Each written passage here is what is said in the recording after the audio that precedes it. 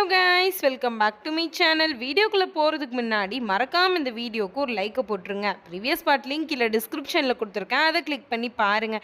சரி வாங்க நம்ம வீடியோக்குள்ளே போயிடலாம். ஸ்டார்டிங் சீனில் நம்ம அமனத்தான் காமிக்கிறாங்க. ஸோ அந்த இடத்துக்குமே கபீர் வந்திருப்பான். இவனுமே சொல்கிறான், நான் போய் ரோஷியை காப்பாற்றுறேன் அப்படின்ற மாதிரி. உடனே அவனுமே சொல்கிறான், ஒன்று எப்படி நான் தனியாக விடுறது, இங்கே பாரு அந்த சூனிய கிணறு வந்திருக்கு, வா போகலாம் அப்படின்னு சொல்லிட்டுமே இவங்க ரெண்டு பேரும் குதிச்சிடுறாங்க. ஸோ அந்த கிணத்துலையுமே நம்ம ரோஷினியை அம்மன் தேடிட்டே இருக்கான். பட் ரோஷினியுமே கிடைக்க மாட்றா. ஒரு வழியா நம்ம கபீரோடைய ஹெல்ப்பை வச்சுமே அந்த இடத்துல இருந்து அவங்க எல்லாருமே வெளியில வந்துடுறாங்க. ஸோ ரோஷினியுமே அவங்க அம்மா வீட்டில் கொண்டு போய் விட்டுருப்பேன். அவங்களுமே மயக்கத்தில் இருப்பாங்க. அவங்க அம்மாவுமே இப்போ அந்த ஜின்னுடைய தாக்கம் என் பொண்ணு மேல இருந்து போயிட்டா அப்படின்ற மாதிரி கேட்டுட்டு இருக்காங்க. ஆனா நம்ம ஹீரோவுமே இல்லை அதெல்லாம் போகலை அப்படின்ற மாதிரி சொல்லிட்டு இருக்கான். அது மட்டும் இல்லாமல் கபீர்ட்ட வந்துமே ரொம்ப தேங்க்ஸ் கபீர், நீ இன்னைக்கு இல்லைன்னா ரோஷியை காப்பாத்திருக்கவே முடியாது, என் உயிரை என்னை காப்பாத்தி கொடுத்துருக்கே அப்படின்னு சொல்லிட்டு அவனையுமே ஹக் பண்ணிடுறான். தென் நம்ம அமனுமே ருபினா வீட்டுக்கு வந்திருப்பான். அப்போ அவங்கள்ட்டையுமே நடந்த விஷயம் எல்லாத்தையுமே சொல்லிடுறான். ஸோ அவங்களுமே இந்த சோனிய கண்ணாடி எவ்வளோ நல்லதுன்னு நினைக்கிறியோ அந்த அளவுக்கு ஆபத்து இருக்கு அமன் இதில் அப்படின்ற மாதிரி சொல்லிடுறாங்க. ஸோ இவனுமே இதை நீங்களே வச்சுக்கோங்க அப்படின்னு சொல்லிட்டு திருப்பியுமே கொடுத்துடுறான். நிச்சயமாக ஒரு நாள் நம்ம ரோஷினிக்கு எல்லாமே ஞாபகம் வரும் அப்படின்ற மாதிரி அவங்களுமே சொல்லிடுறாங்க. கவலைப்படாதப்பா, அல்லா பார்த்துப்பான் எல்லாத்தையும் அப்படின்ற மாதிரியும் சொல்லிடுறாங்க. ஸோ இதெல்லாம் தூரத்தில் இருந்த அந்த கபீர் பையனுமே இவங்க நம்மளை காட்டி கொடுத்துடக்கூடாது, கண்டிப்பாக நம்மளை கண்டுபிடிச்சிருவாங்க அப்படின்னு சொல்லிட்டுமே அவங்கள தன்னுடைய சக்தியை வச்சு அந்த கண்ணாடிக்குள்ளேயுமே அடைச்சு வச்சிடுறான். இந்த பயலுமே அங்கே யாருக்குமே தெரியக்கூடாது, முக்கியமாக அமனுக்கு தெரிஞ்சிடக்கூடாது அப்படின்னு சொல்லிட்டுமே புக்ஸ் லேப்ல தான் வைக்க பார்க்குறான். அந்த இடத்துக்கு அமனுமே வந்துட்டு நம்ம ரோஷினி எப்படியாச்சும் இங்கே கூட்டிகிட்டு வந்துடணும், நீ வரியா கபீர் அப்படின்ற மாதிரி சொல்லிட்டு இருக்கான். போகலாமே அப்படின்ற மாதிரி அவனுமே சொல்லிடுறான். ஸோ இவன் பார்க்காத லெவலுக்கு அவனுமே மறைச்சு வச்சிடுறான். அது மட்டும் இல்லாமல் அந்த இடத்துலையுமே தற்சமயத்துக்கு வச்சுட்டுமே வந்துடுறான். ஸோ நம்ம அமனுமே ரோஷினி எப்படியாச்சும் தன்னுடைய வீட்டுக்கு கூட்டிகிட்டு வந்துடணும்னு சொல்லிட்டுமே ஒரு பிளானை போடுறான். ரோஷினியோட வீட்டு வாசல்ல நின்றுமே தன்னுடைய மேஜிக் ஸ்டிக்கை வச்சு அவளுடைய வீடு இடியட்டும் அப்படின்ற மாதிரி சொல்லிடுறான். ஸோ அவள் வீடு கொஞ்சம் கொஞ்சமாக உள்ளே இடிஞ்சிட்டு இருக்கு. அவங்க அம்மாவுமே என் பொண்ணை யாராச்சும் காப்பாற்றுங்களா, என்னை யாராச்சும் காப்பாற்றுங்களா அப்படின்னு சொல்லி கத்திட்டு இருக்காங்க. கபீருமே வந்துட்டு நான் போய் அவங்கள காப்பாற்றுறேன் அப்படின்ற மாதிரி சொல்லிட்டு உள்ளே போயிடுறான். ஸோ சல்மாவுமே என்னுடைய பொண்ணை மட்டும் எப்படியாச்சும் காப்பாற்றுங்க ப்ளீஸ் அப்படின்ற மாதிரி சொல்லிடுறாங்க. ஸோ இவனுமே ரோஷினியை காப்பாற்றி வெளியிலையுமே கூட்டிகிட்டு வந்துடுறான். அந்த நேரத்தில் சல்மாவுமே ஐயோ என்னுடைய வீடு இப்படி இடிஞ்சிட்டேன், நான் இதுக்கப்புறம் என்ன பண்ணுவேன் அப்படின்ற மாதிரி சொல்லிட்டு இருக்காங்க. அப்போ அவனுமே வந்துட்டு நீங்கள் வேணால் எங்கள் வீட்டில் வந்து தங்குறீங்களா அப்படின்ற மாதிரி கேட்டுட்டு இருக்கான். ரோஷினியுமே அது எதுக்கு நாங்கள் உங்கள் வீட்டுக்கு வந்து தங்கணும், அதான் இங்கே 4 செவரு இருக்கா அதை வச்சுப்போம் அப்படின்ற மாதிரி சொல்லிட்டு திரும்பி பார்க்குறா. அங்கே அந்த 4 செவருமே இடிஞ்சு விழுந்து கிடக்குது. ஸோ கபீருமே எங்கள் வீட்டில் அவுட் ஹவுஸ் இருக்குது, ஸோ அங்கே வந்து நீங்கள் தங்கிக்கோங்க அப்படின்ற மாதிரி சொல்லிட்டு இருக்கான். அது மட்டும் இல்லாமல் உங்களுக்கு கஷ்டமாக இருந்துச்சுன்னா நீங்கள் வாடகை கொடுங்க, பிரச்சனை இல்லை அப்படின்ற மாதிரி சொல்கிறான். அவங்களுமே எவ்வளோ வாடகை வேணும் அப்படின்ற மாதிரி கேட்காங்க. ஒரு 50 லட்சம் தாங்கன்ற மாதிரி சொல்லிடுறான். ஸோ 50 லட்சமாக எங்களுக்கு உங்கள் வீடு வேணாம் அப்படின்ற மாதிரி சொல்லிட்டு இருக்காங்க. ஆமானுமே நீங்கள் ஒரு 30,000 தந்தா போதும் அப்படின்ற மாதிரி சொல்லிட்டு இருக்கான். அவங்களுமே 30,000க்கு மேலே ஒத்த பைசா உனக்கு தரமாட்டேன் அப்படின்ற மாதிரி சொல்லிடுறாங்க.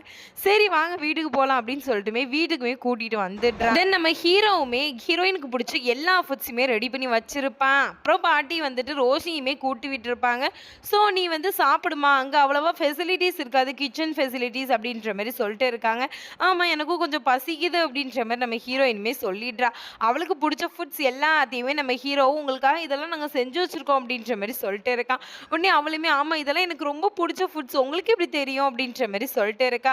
அது மட்டும் இல்லாமல் அவளுமே உட்காந்து சாப்பிட்டுட்டு தான் இருக்கிறா. தென் அவளுமே எல்லாத்தையும் சாப்பிட்டுடுறா. அப்போ வந்துட்டு அம்மனுமே வந்திருப்பானா. ஸோ அவன்கிட்டையுமே நீங்கள் ஐயோ உங்களுக்கு மிச்சம் ஒன்றுமே வைக்கலையா, நான் கொஞ்சம் தான் ஃபுட்ஸ் இருந்துச்சு அதனால நான் சாப்பிட்டுட்டேன் சாரிங்க அப்படின்னு சொல்லிட்டு தன்னுடைய முடியில் இருக்கிற அந்த ஃபுட்டையுமே எடுத்து இந்தாங்க பிடிங்க சாப்பிடுங்க அப்படின்ற மாதிரி சொல்லிட்டு இருக்கா. உடனே அங்கே உள்ள எல்லாருமே வேணாம் வேணாமன் ப்ளீஸ் ப்ளீஸ் ப்ளீஸ் அந்த முடியில் உள்ள ஃபுட்டெல்லாம் சாப்பிடாத அப்படின்ற மாதிரி சொல்லிட்டு இருக்காங்க.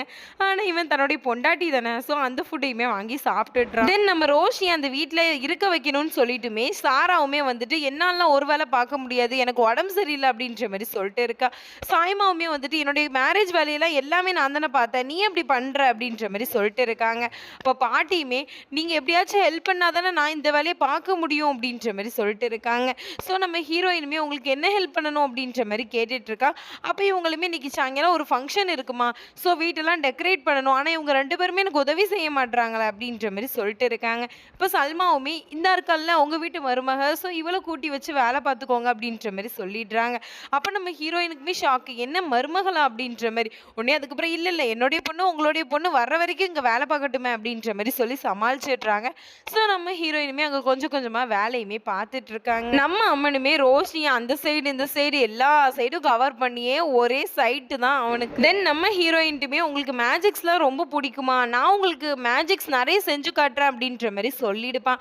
ஸோ அதெல்லாம் ஞாபகப்படுத்திட்டு நம்ம ஹீரோயினுமே அதான் சொன்னீங்களே மேஜிக்ஸ்லாம் செய்வீங்கன்னு. ஸோ என்ன செய்ய மாட்டீங்களா? அப்படின்ற மாரி சொல்லிட்டு இருக்கா. உடனே அவனுமே தன்னுடைய மேஜிக் ஸ்டிக்க வச்சுமே அங்க கிளவுட்ஸ்லாம் வர வைக்கிறான், பேர்ட்ஸ்லாம் வர வைக்கிறான். இதெல்லாம் நம்ம ஹீரோயினுக்கு ரொம்பவே பிடிக்கும் தானே. ஸோ இதெல்லாம் வச்சுட்டுமே அவன் அப்படியே நின்னுட்டு இருப்பான். ஆனா உடனே இவ எனக்கு இதெல்லாம் ரொம்ப பிடிக்கும். இது ரொம்ப நல்லா இருக்கும். ஒரு நேச்சர் தெரியுமா? அப்படின்னு சொல்லிட்டு அப்படியே அந்த ஸ்விம்மிங் பூல்லையுமே விழுந்துடுறா. நம்ம ஹீரோவுமே அவள எப்படியாச்சும் காப்பாத்தணுமே அப்படின்ற மாரி தான் பார்த்துட்டு இருப்பான். ஸோ அவளுமே எஞ்சிடுறாளா. ஸோ இதெல்லாம் அந்த பையன் பார்த்துட்டு தான் இருக்கான் கபீருமே. இவனுமே அந்த தண்ணீல இறங்குமே அவள காப்பாத்திடலான்னு சொல்லிட்டு அவ கிட்ட போவானா. ஸோ அந்த இடத்துலயுமே இவனுமே தன்னுடைய மேஜிக் ஸ்டிக்க வச்சு இவங்க 2 பேருமே அந்த தண்ணியில இருந்து வெளியில வந்துடுறாங்க.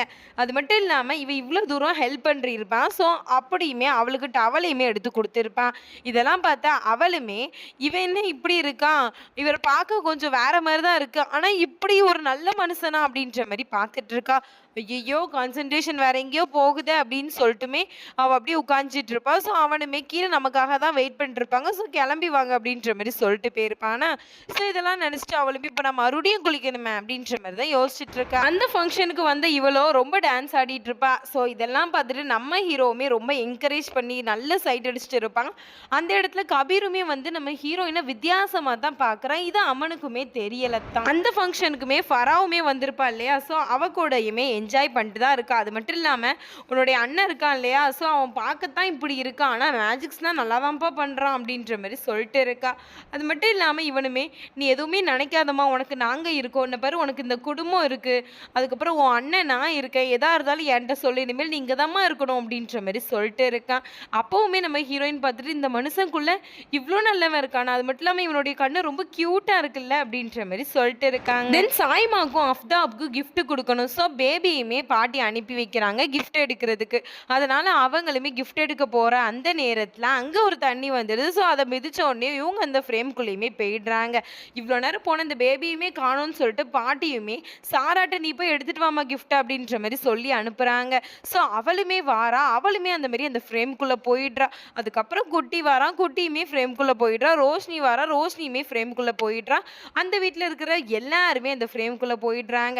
இதெல்லாம் தெரியாத அமனும் கபீருமே அந்த பொண்ணை அனுப்பி வச்சுட்டுமே வீட்டில் வந்து பார்க்குறாங்க. வீட்டில் யாருமே இல்லை. அது மட்டும் இல்லாமல் கபீர் தலைக்கு மேலேயுமே அந்த தண்ணி இருக்கும். ஸோ அந்த ஒரு டாட் விழக்கூடிய அந்த நேரத்தில் நம்ம அம்மனுமே பார்த்துடுறான். கபீர் தள்ளு, உன்னுடைய உயிருக்கு ஆபத்து அப்படின்ற மாதிரி சொல்லிடுறான். ஸோ அதுக்கப்புறம் பார்த்தா அந்த தண்ணி இருக்கிறது தெரிஞ்சிருது. ஸோ அந்த ஃப்ரேம் எப்படி இந்த வீட்டுக்கு வந்துச்சு, அந்த சூனிய கண்ணாடியை நான் ருபினா மாட்டெல்லாம் கொடுத்தேன், அந்த கண்ணாடி எப்படி இந்த வீட்டுக்குள்ளே வரும் அப்படின்ற மாதிரி அவனுமே சொல்லிட்டு இருக்கான். இந்த பையனும் எதையுமே தெரியாமல் என்ன விஷயம் அப்படின்னு சொல்லி புதுசாக கேட்குற மாதிரியே கேட்டுட்டு இருக்கான். இதோட இந்த பார்ட் கம்ப்ளீட் ஆகுது. இந்த பார்ட் எப்படி இருந்துச்சு அப்படின்னு சொல்லிட்டு எனக்கு கமெண்ட்ஸில் சொல்லுங்கள். நெக்ஸ்ட் வீடியோவில் உங்களை சந்திக்கிறேன். அது வரைக்கும் பை ஃப்ரெண்ட்ஸ்.